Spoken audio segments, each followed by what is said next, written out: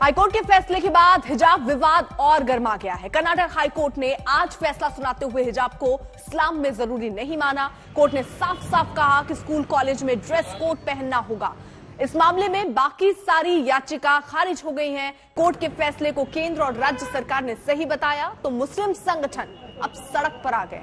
कर्नाटक के कई शहरों के साथ साथ चेन्नई तक विरोध प्रदर्शन हो रहे हैं।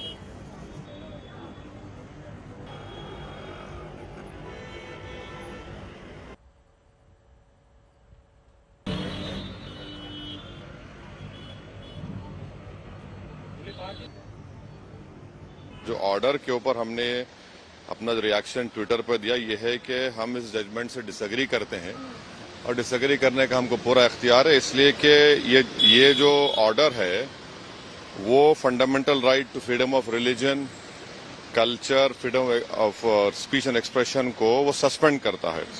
जबकि संविधान में अगर आप देखेंगे प्रियम्बल में ये बात लिखी गई, liberty of thought, expression of belief, faith and worship है।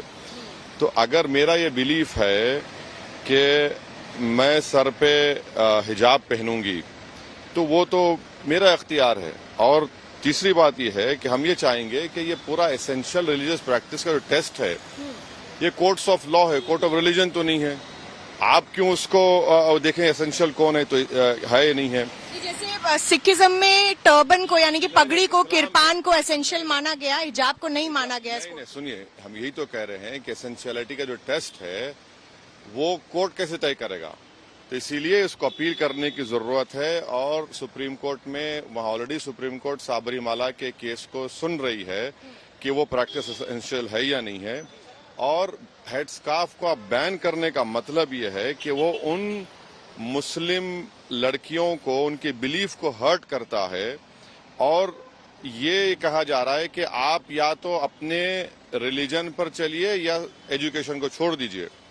हमारा मानना यह है कि एजुकेशन जारी रहेगा हमारे बिलीफ के साथ। और हिजाब पहनने से देखिए सरकार इंटरवीन कब कर सकती है, जब मेरा एक्शन जो है वो किसी को हर्ट कर रहा है, हार्म कर रहा है, तो किसी को हार्म नहीं हो रहा है और यूनिफॉर्मिटी लाएगा।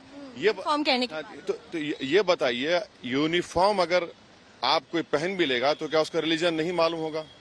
कोई अगर यूनिफॉर्म पहनेगा तो नहीं मालूम होगा कि कौन एक रिच माँ बाप का बेटा है, कौन गरीब माँ बाप की बेटी है? क्या यूनिफॉर्म पहनने से नहीं मालूम होगा कि किसकी कास्ट क्या है, किसका बिलीफ क्या है?